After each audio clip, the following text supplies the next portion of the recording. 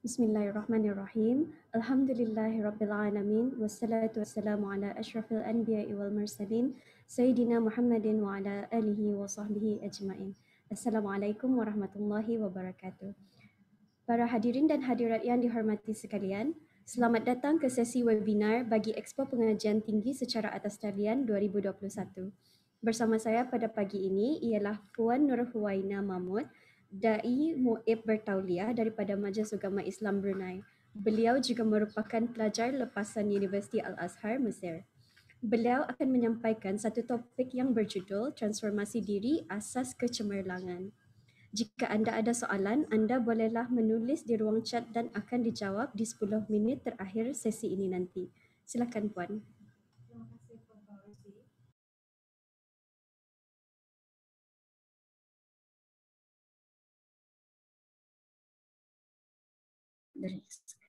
Bismillahirrahmanirrahim. Alhamdulillahilladzi nasta'inu wa nastaghfiruh wa na'udzu billahi min syururi anfusina wa min sayyiati a'malina may yahdihillahu fala mudhillalah wa may yudlil fala hadiyalah. Asyhadu an la ilaha illallah wa asyhadu anna Muhammadan 'abduhu wa rasuluh. Amma ba'd. Assalamualaikum warahmatullahi taala wabarakatuh.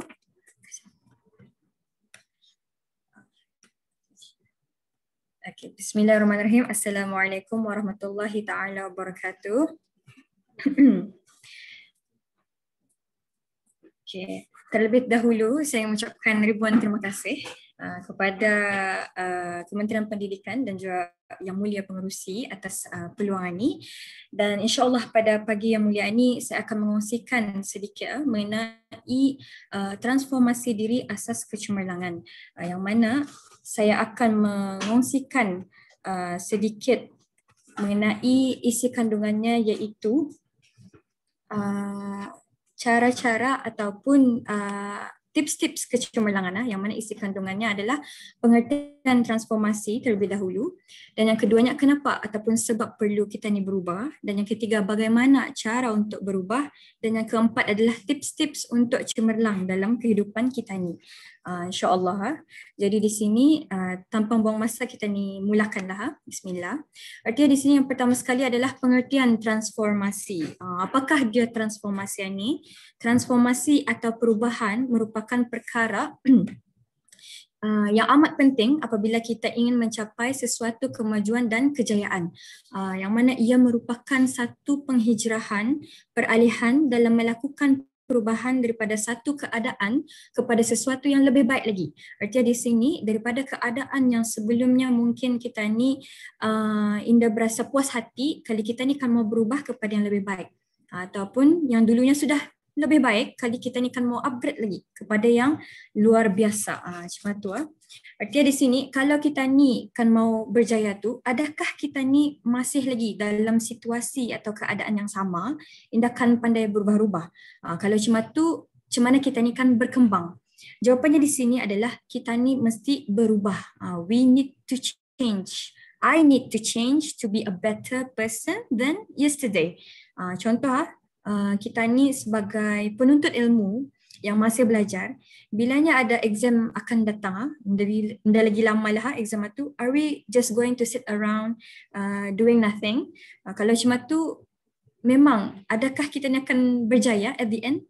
So di sana perlulah kita ni berubah. Perubahan ini adalah keperluan kita ni. Seterusnya di sini kenapa kitanya tu perlu berubah? Kenapa? Disebabkan yang pertama sekali, Islam sendiri menganjurkan kitanya tu untuk berubah dari segi rohani maupun jasmani. Okay. Yang mana firman Allah Subhanahu Wa Taala dalam surah Ar-Ra'd ayat 11, A'udzubillahi minasyaitonirrajim. Bismillahirrahmanirrahim. Innallaha la yughayyiru ma biqaumin hatta yughayyiru ma bi anfusihim. Yang mana mafhumnya, sesungguhnya Allah tidak mengubah keadaan sesuatu kaum itu sehingga mereka mengubah keadaan yang ada pada diri mereka sendiri. Semuanya di sini bermula dari diri kitanya, walaupun entah balik-balik ataupun orang di sekeliling kita ni tu, contohnya indung kita ni kah, kawan kita ni, guru kita ni menyuruh kita ni berubah, tetapi kalau hati kita ni tu nada azam atau nada niat untuk kan berubah memang susah untuk kita ni kan berubah macam terpaksa. Artinya semuanya bermula arah diri kita ni sendiri. Yang kedua sebabnya adalah manusia ni ia memang banyak kemahuannya. Salah satunya adalah mahu jadi orang yang berjaya. Dan of course kalau kita ni berjaya tu memang ujungnya kita ni bahagialah. Jadi di sini macam mana kita ni kan melakukan transformasi ni, berubah ni macam mana? Adakah kita ni berubah tu saja-saja ataupun seharian ni saja kita ni berubah, kali esoknya berbalik semula kepada keadaan yang asal ataupun macam mana? Jadi di sini insya-Allah saya akan mengongsikan cara-cara berubah ni macam mana. Iaitu yang pertama sekali adalah kita ni refresh ataupun tajdid niat kita ni tu untuk berubah. Okay, insyaAllah.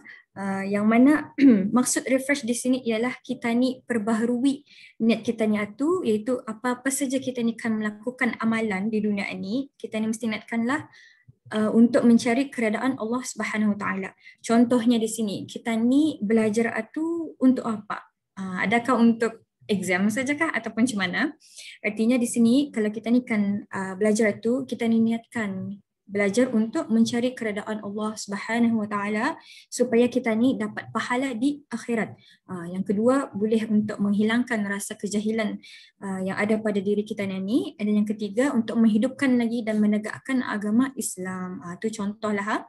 Kalau kita ni belajar semata-mata hanya untuk exam, nanti ilmu kita ni tu pun sampai exam saja. Sekarang selepas exam ujungnya bertaburan, entah ke mana tiap ilmu tu.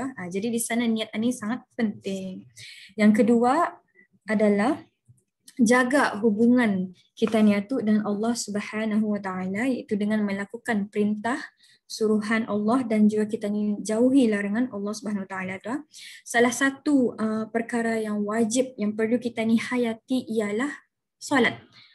Saya mau fokuskan dululah kenapa solat ini penting. Kita ni kan mau berubah tu, kita ni mula saja dari solat kita ni. Maksudnya di sana kita ni fikirkan, adakah kita ni seorang yang selalu solat ataupun kita ni sembayang tapi bertaburan segala rukun, segala bacaan dan sebagainya. Kalau kita ni yang sebelum ni jarang melakukan solat dan sebagainya, dan kita ni kan mau berubah, start anitah kita ni mula untuk solat.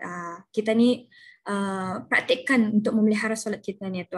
Dan kenapa kita ni mesti jaga solat kita ni disebabkan solat anitah yang mencegah daripada keburukan ataupun perkara keji dan juga kemungkaran. Sebagaimana firman Allah Subhanahu Wa Taala dalam surah Ankabut ayat 45, wa aqimis salah innas salata tanha 'anil fahsya'i wal munkar, yang mana bermaksud dan laksanakanlah solat, sesungguhnya solat itu mencegah dari perbuatan keji dan juga mungkar. Artinya di sini kita ni solat, insya-Allah Allah Subhanahu Wa Taala akan melindungi kita ni daripada perbuatan keji dan juga perkara-perkara yang tidak bermanfaat, dan seterusnya akhlak kita ni pun terjaga insya-Allah. Dan kemudiannya selain daripada menjaga solat, kita ni pun kalau kan mau berubah, cuba mula praktikkan untuk membaca Al-Quran Al-Karim. Apakah dia Al-Quran? Al-Quran ialah kitab suci Allah Subhanahu Wa Taala yang diturunkan kepada Nabi Muhammad sallallahu alaihi wasallam melalui malaikat Jibril. Kenapa kita ni tu baca Al-Quran? Disebabkan Al-Quran ni ia banyak ganjarannya, yang mana salah satu ganjarannya adalah ia boleh memudahkan urusan kita ni.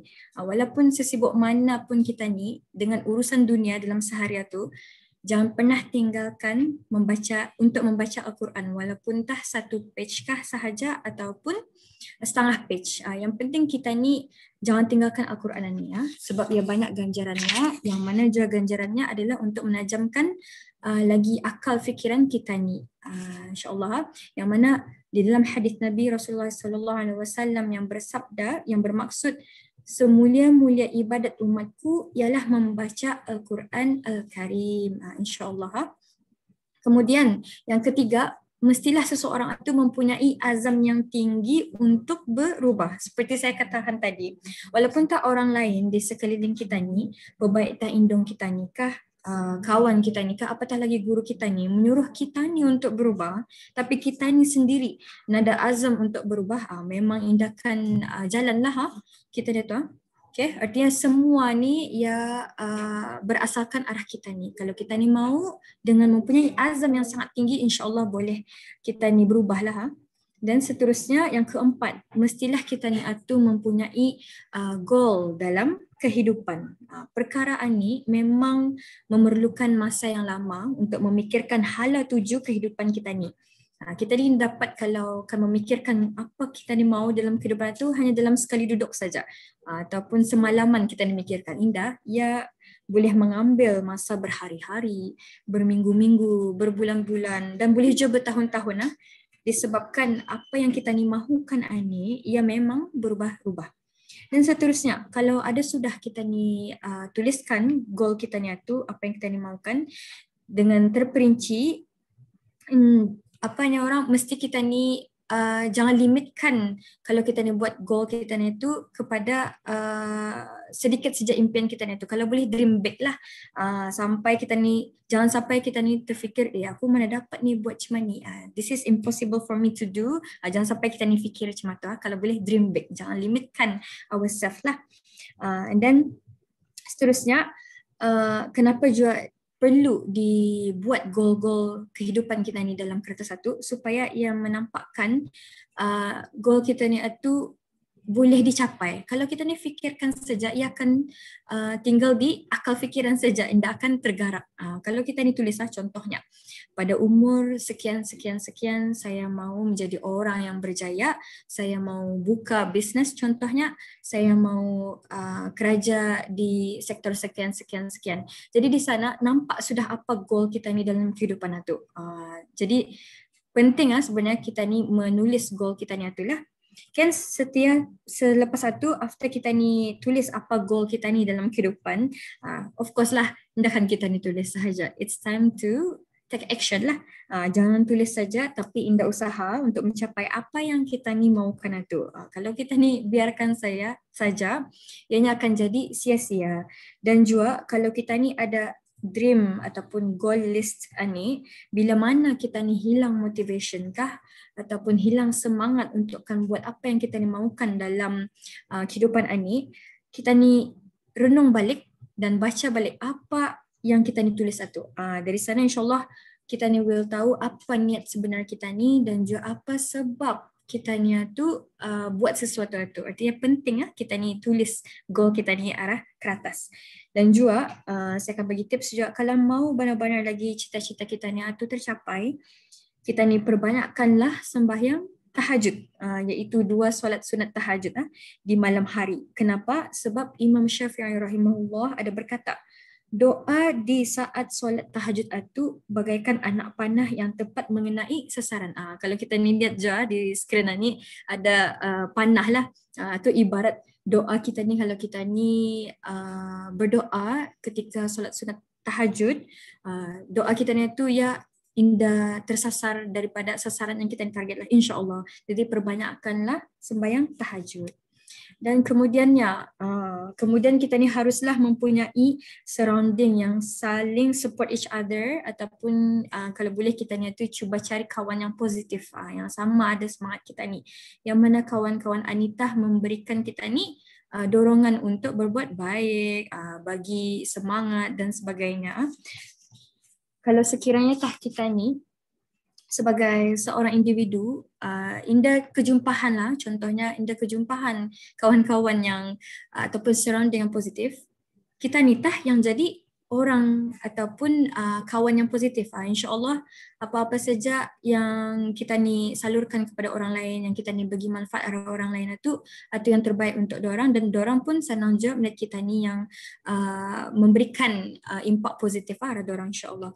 Yang mana di dalam hadis ada menyebutkan mathalul jalis as-salih was-saw kahamilul misk wa nafikhil kir, fahamilul misk imma an yuhdhiyak wa imma an tabta'a minh wa imma an tajida minhu rihan tayyibah wa nafikh al-kir imma an yuhrika thiyabak wa imma an tajida rihan khabithah.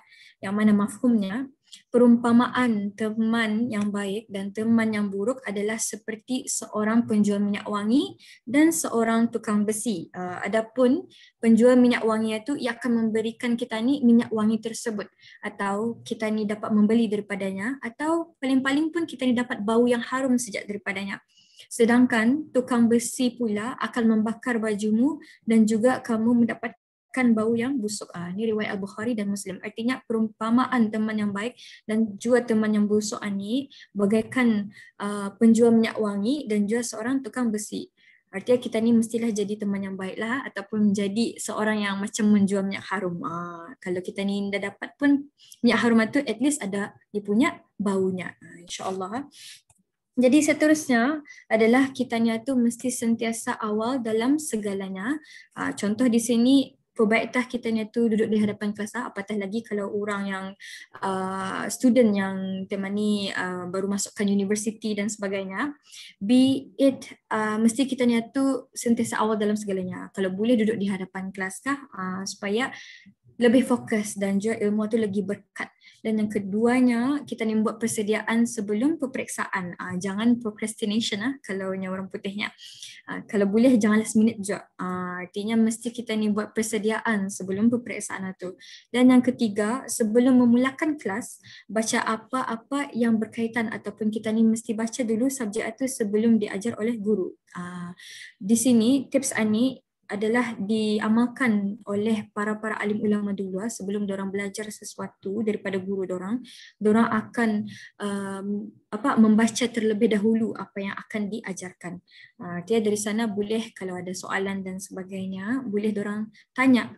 Okay. Dan itu adalah cara-cara untuk kita ni berubah, transformasi perubahan diri. Artinya yang ni seterusnya adalah saya akan mengongsikan tips untuk cemerlang dalam menuntut ilmu. Yang pertama sekali adalah menuntut ilmu ni ia memang susah. Perlu kita ni sedar akan hakikat ni. Menuntut ilmu itu ia memang susah.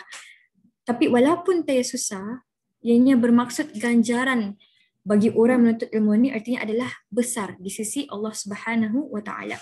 Yang mana dalam surah Al-Mujadalah ayat 11 Allah Subhanahu wa taala berfirman, yarfa'illahu alladhina amanu minkum walladhina utul ilma darajat, yang mana bermaksud Allah akan meninggikan orang-orang yang beriman di antaramu dan orang-orang yang diberi ilmu pengetahuan beberapa derajat. Artinya di sini Allah Subhanahu wa taala meninggikan derajat orang yang berilmu.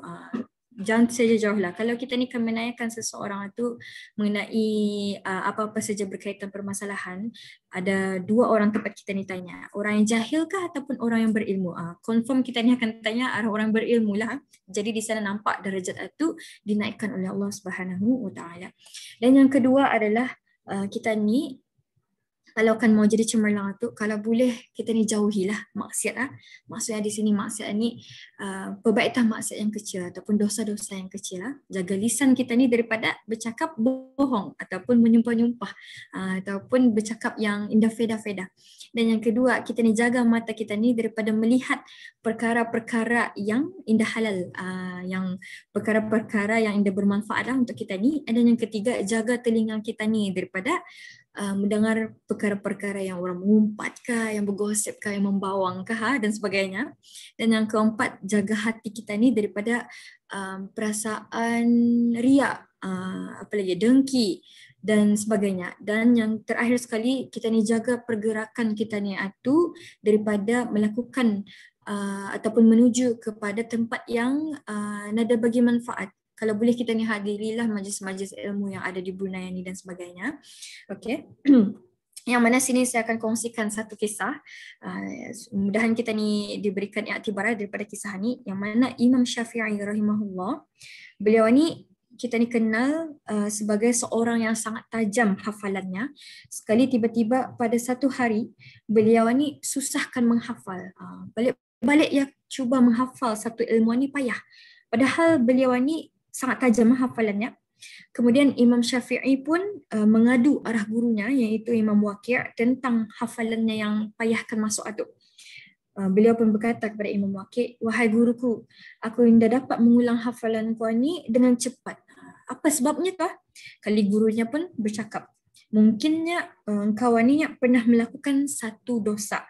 Bah, cuba tanya, renung-renungkan tak apa dosa yang kau buat pada hariannya. Kali Imam Syafi'i rahimahullah pun berenung-renung akan dosanya, berfikir macam apa aku buat pada harian ni sampai hafalan ku ni indah lagi semantap ataupun setajam yang seperti dahulu. Lama kelamaan Imam Syafi'i rahimahullah pun terklik. Oh, aku ada tu buat something tadi, iaitu apa? Imam Syafi'i hanya terpandang seorang wanita. Terpandang, bukannya memandang tetapi terpandang. Artinya memandang di sana indah secara sengaja. Dari sana bagi kita ni itu perkara biasa, tapi bagi Imam Syafi'i rahimahullah itu pun terpandang sahaja, baginya itu adalah dosa yang macam sangat berat sampai mengganggu hafalannya. Jadi pada ketika itu Imam Syafi'i pun terus bertaubat, terus astaghfirullahalazim, dan kemudiannya hafalannya itu pun balik semula jadi tajamlah. Dari sini, dari kisah ni kita ni pun realize kita ni muhasabah lah. Itu baru dosa yang tanpa sengaja, apatah lagi kita ni yang buat dosa itu baik sengaja ataupun indah sengaja.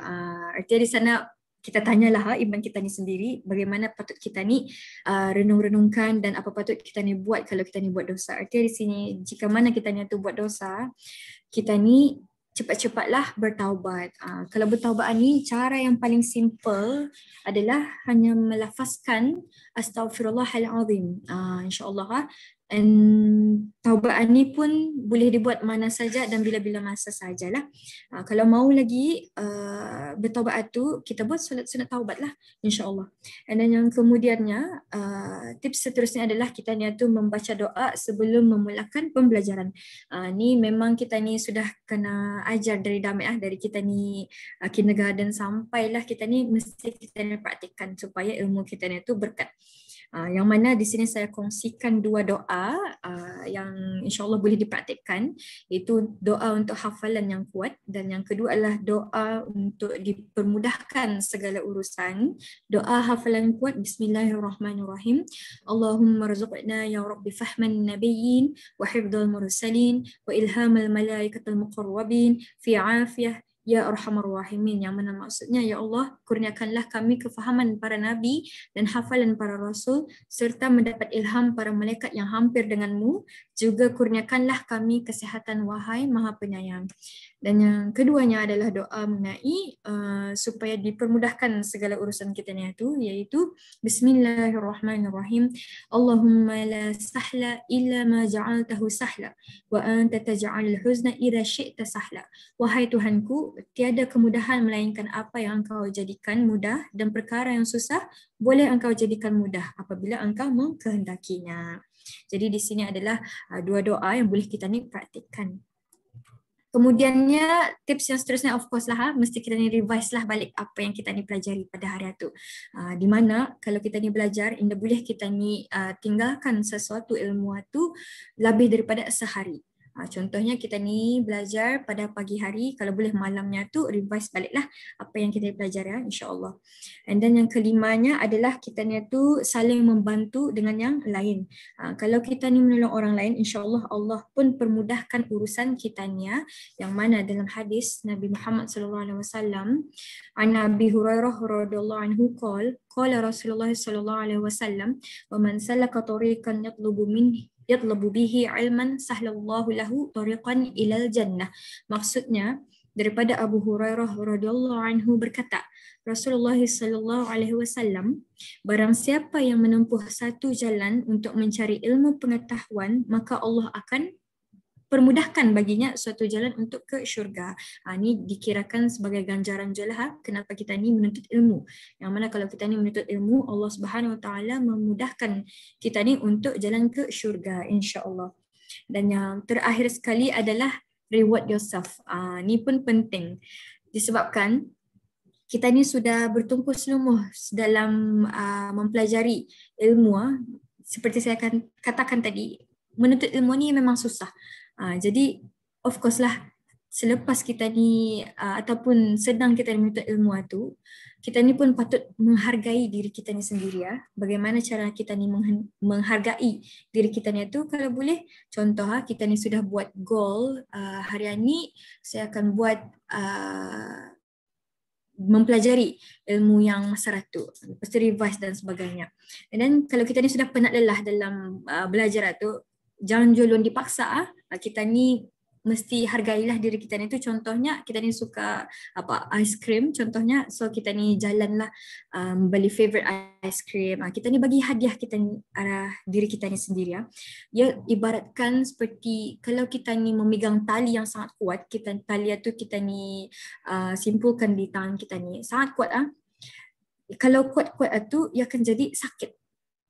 Jadi bertakah, artinya kita ni longgarkan sikitlah tali tu supaya indah berapa sakit. Sama juga macam menuntut ilmu, kalau boleh jangan luan paksa benar-benar menuntut ilmu tu sampai letih kita ni punya minda fikiran dan sebagainya. Kalau boleh berehatlah seketika, tapi jangan berhenti di sana insya-Allah.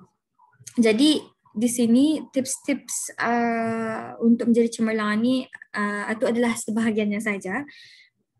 Sebenarnya banyak lagi lah tips-tips untuk menjadi cemerlang ni, tetapi saya akan mau emphasizekan juga ada lagi satu special ingredient yang mana sebelum kita ni menuntut ilmu tu anitah yang paling penting dulu kita ni mesti ada. Apakah dia? Iaitu adab. Adab anitah yang paling penting sebelum menuntut ilmu, yang mana orang beradab pasti berilmu, orang yang berilmu belum pasti beradab. Kalau daripada kefahaman Ani, mendahulukanlah dulu kita ni belajar adab dan barulah berilmu. Artinya di sini perbaik tahu orang tu ada master kah, ada PhD kah, ada degree dan sebagainya. Kalau ia ada beradab jadi rugilah ke dia. Jadi saya harapkan perkongsian saya pada pagi ini membolehkan para pendengar di sana yang join webinar ini untuk mengetahui lagi lah hala tuju masing-masing dan boleh memberikan semangat untuk macam mana akan jadi cemerlang dalam kehidupan, dan mudah-mudahan kita ni semua ni tercapai apa yang kita ni hajatkan dalam kehidupan kita ni, baik di dunia dan juga di akhirat. Aku liqauli hadza wa astaghfirullah li wa lakum wa billahi taufiq wal hidayah. Wassalamualaikum warahmatullahi taala wabarakatuh. Sekian, terima kasih. Alhamdulillah. Seterusnya sesi akan dibuka untuk soal jawab. Puan, ada soalan daripada Muhammad Hafiz. Katanya, macam mana to motivate diri kita ni untuk solat? Because sometimes kita ni tentu lalai dalam hal-hal duniawi sehingga lupa akan akhirat. Okay, terima kasih soalan yang diberikan, motivasi untuk solat.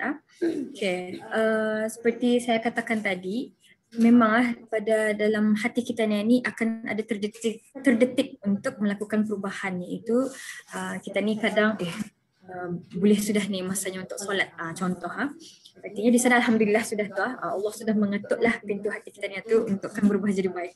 Jadi cara untuk motivasikan solat ni sebenarnya memang bagi orang, ada segelintir orang yang akan merasa susah untuk solat disebabkan sebelum ini yang pernah ataupun jarang untuk solat, tapi pada awal-awalnya akan terasa seperti terpaksa.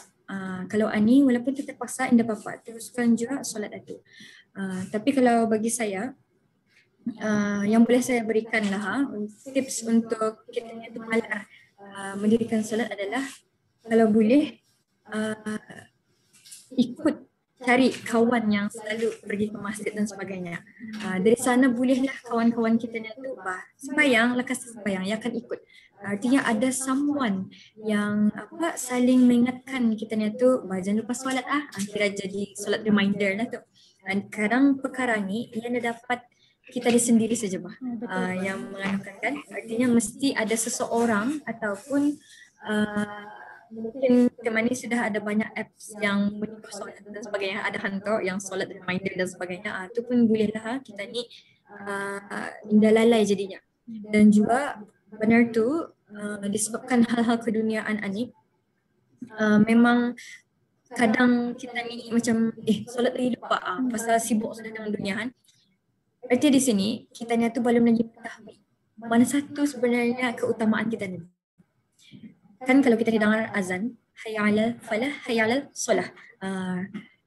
Ya ada seruan sudah betul. Dari sana sudah nampak jawapannya. Ada seruan maka mau berjaya maritah mendirikan solat. Artinya di sana kita ni fahami saja konsep ini. Kalau kan mau berjaya, dirikanlah solat.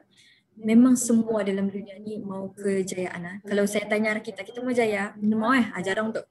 Memang semua kalau kita ditanya kita mau berjaya, memang saya mau. Macam mana berjaya adalah salah satunya adalah solat. Kalau kita ni fikirkan segala urusan di dunia ni yang menguruskan adalah Allah Subhanahu Wa Taala. Jadi macam mana kita ni berhubung dengan Allah ni melalui solat. So apa-apa saja yang urusan di dunia ni ketepikan dan kita ni utamakanlah solat. Artinya mesti kita ni tahu ganjaran di sebalik itu. Dan juga saya ada satu kata-kata je lah yang mana dia cakap kalau kita ni tu buat urusan dunia sekali dikira tinggal satu saja lagi lah perkara ataupun satu perkara lah yang akan habis. Kali ada tiap solat itu memberi kira masuklah tiap waktu solat. Perkara yang tinggal satu kan habis satu. Mana satu lagi yang lebih penting? Solat ke ataupun yang perkara yang tinggal satu ni lagi yang akan kita ni habiskan ni? Adalah di sini sebenarnya yang patut kita ni pilih adalah solat. Walaupun tak perkara tu sudah kan habis kita nak buat assignment kan sikit lagi ni kali waktu solat sudah datang solat itu dulu kita ni dahulukan. Itu dah keutamaan solat itu insyaallah. Mudahan dia ni lah jawabnya soalannya terjawab insyaallah. Alhamdulillah, terima kasih Puan.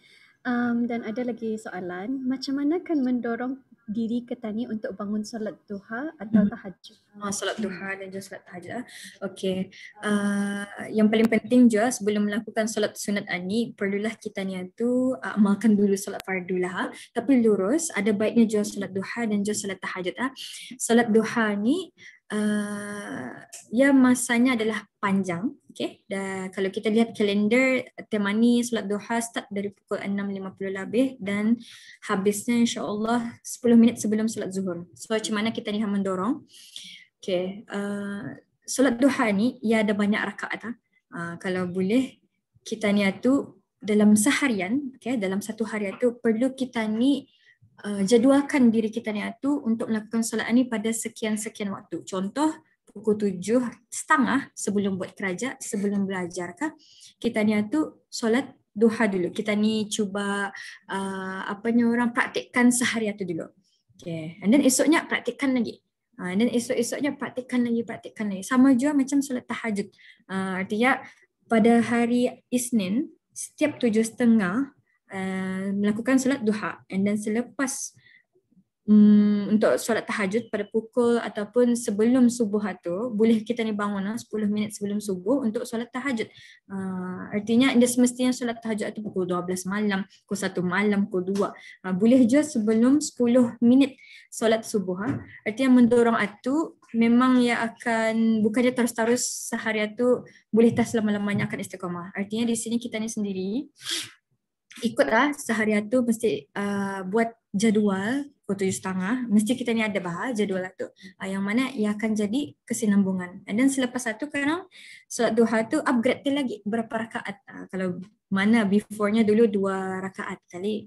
Mungkin kalau sudah terbiasa dengan solat duha, kita ni upgrade lagi jadi 4 rakaat, 6 rakaat, 8 rakaat dan sebagainya. Itulah insya-Allah. Terima kasih Puan. Lagi satu soalan. Kadang-kadang susah untuk menjaga mata atau telinga.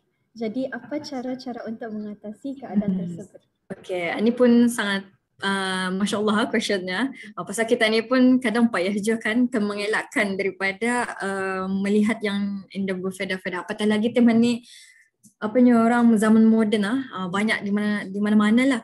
Okay, salah satu caranya di sini adalah kita ni mesti tahu dulu dari mana sumber yang malar kita ni lihat tu. Contohnya kalau zaman moden teman ni daripada social media, artinya di sini kita ni yang mendisiplinkan diri kita ni untuk mengurangilah tahap penglihatan kita ni arah benda yang berfaedah dan sebagainya.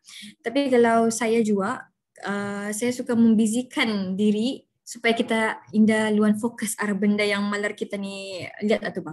Artinya mesti distract lah ourselves to something else yang berfaedah lah. Contohnya meluangkan masa kah dengan orang yang lain, dengan orang-orang yang berilmu kah, dengan kawan-kawan kita ni yang malar apa ni orang itu tu bah, membagi positive impact arah kita ni, sama-sama kita ni memikirkan benda lain daripada yang selalu kita nindak atau bah. Okay, and then selain daripada membizikan diri kita ni sendiri, cuba ikut program ataupun apa-apa saja acara lah, contohnya majlis ilmu kah ya, ataupun program temani di Brunei banyak sudah volunteering, so boleh kita ni bizikan diri kita ni tu kepada sesuatu yang lagi bermanfaat bah. Itulah artinya di sini adalah mesti kita ni disiplinkanlah diri kita ni sendiri dan jangan joluan ikut hawa nafsu. Itulah insya-Allah. Itulah. Okey, masya-Allah. Alhamdulillah. Nampaknya tidak ada lagi soalan. Puan ada akan kongsikan extra information lagi? Extra information bagi pelajar di sana yang masih lagi menuntut ilmu, kiralah menuntut ilmu ke ataupun yang mencari masih lagi bekerja dan sebagainya. Okay, saya akan bagi nasihat sajalah untuk since tadi ada yang membawa topik solat duha.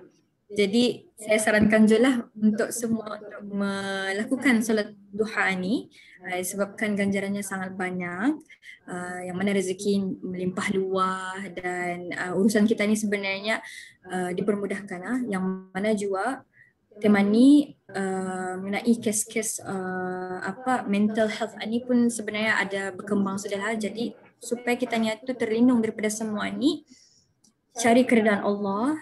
Okay, cari keredaan Allah dan amalkan solat sunat duha supaya kita ni tu tenang.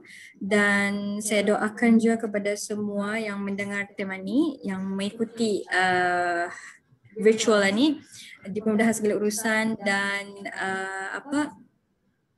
maju jayalah dalam kehidupan di dunia dan juga di akhirat insya-Allah. Amin, amin, amin ya rabbal alamin.